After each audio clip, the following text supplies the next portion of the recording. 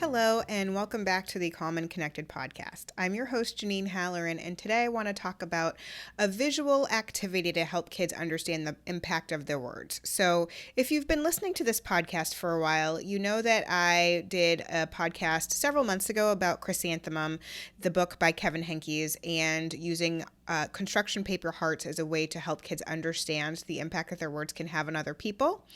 And you just basically wrinkle up the heart every time somebody says something negative about chrysanthemum, and you try and smooth it out every time somebody says something positive about chrysanthemum.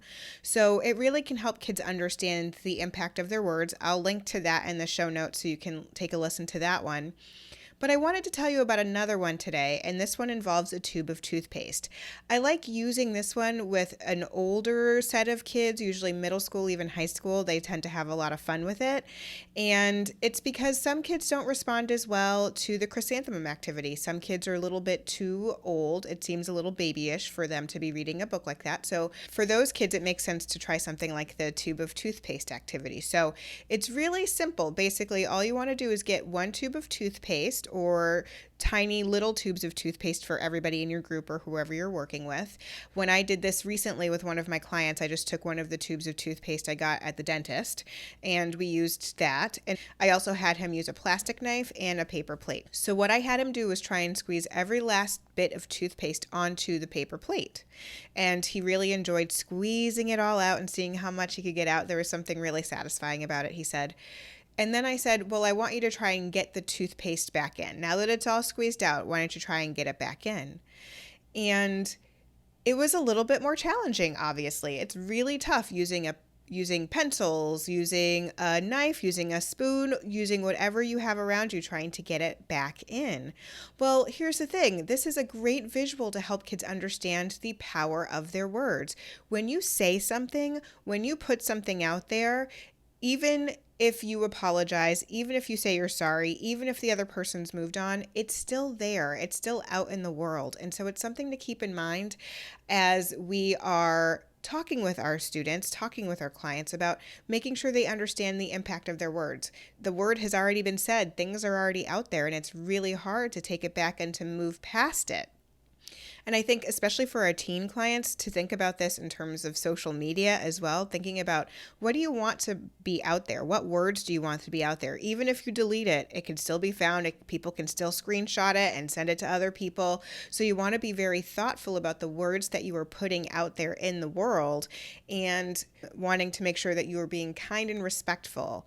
You could introduce the topic of kind and respectful words or mean language to kids before you do the activity, or you could do it after the activity, depending on the group that you have or the person that's in front of you. When I did this recently, I actually talked about it afterwards just because I wanted it to have more of a visual impact. And it stays with you. It's not normal for somebody to ask you to squeeze out a tube of toothpaste. So it's memorable and it's novel, and it really can help kids understand and visually see the impact that it can have when you just squeeze it all out and you don't think about trying to get it back in. And it's really hard to get it back in. So I like sometimes, depending on the client that I'm working with, doing this activity first and then following it up with a discussion. I actually thought about this recently as I was listening to the Harry Potter series. So I'm a huge Harry Potter nerd, and I was just listening to book 7, and it's the chapter where Snape's backstory is revealed. And so we find out that he and Harry Potter's mom, Lily Potter, were friends since childhood. They were friends for years. And they tried to continue their friendship as they went to Hogwarts, but what happened was they both got into different houses and found different interests and tended to have some different life views, some different points of view. Well, what happened was at some point, Snape got very angry and he called Lily a mudblood. And in the wizarding world, that's an awful, terrible word. And he said it to her. And they had been drifting apart, but this was the icing on the cake for Lily, where she couldn't do it anymore. It just was a word that Snape wished he could take back. He wanted to take it back. He tried to apologize. He tried to get her attention in different ways, and he tried to make it up to her. But it really couldn't be made up to her. So we can use not only the toothpaste, but you can also use the Severus Snape reference to think about how your words, how a child's words or a teenager's words can impact somebody else and the long-lasting effects that can have on other people.